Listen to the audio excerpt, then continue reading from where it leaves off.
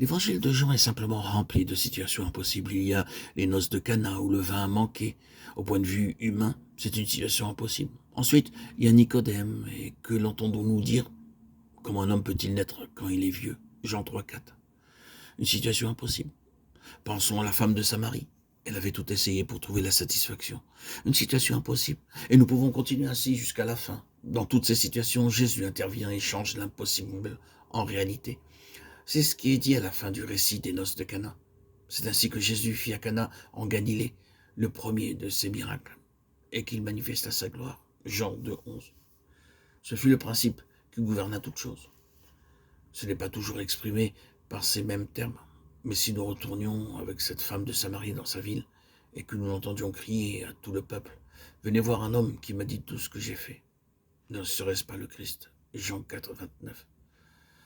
Nous en conclurions qu'elle a contemplé sa gloire.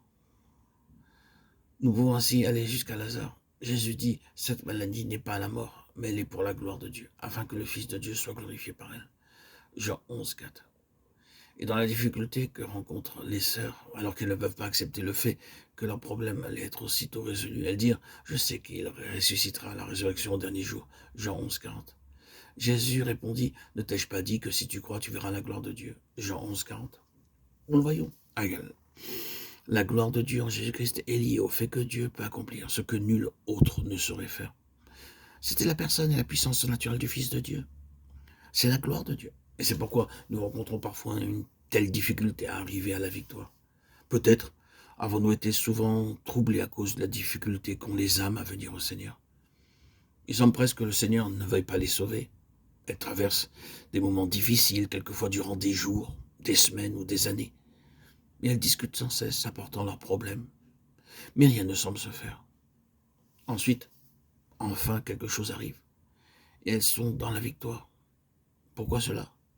Dieu dit avec force, cela sera de moi, et non pas de toi-même. Aucun homme ni aucune femme ne pourront se sauver par eux-mêmes, malgré toute la bonne volonté des autres pour les aider. Le salut d'une âme est une chose possible. À Dieu seul, il veille à ce qu'il s'accomplisse sur une base surnaturelle. Il n'intervient pas très souvent avant que nous soyons arrivés au point du désespoir. Mais il intervient alors. Et ce qui est vrai à l'égard du salut est souvent vrai dans notre histoire spirituelle. Nous nous trouvons toujours à nouveau à un point où la situation est impossible en ce qui concerne l'homme.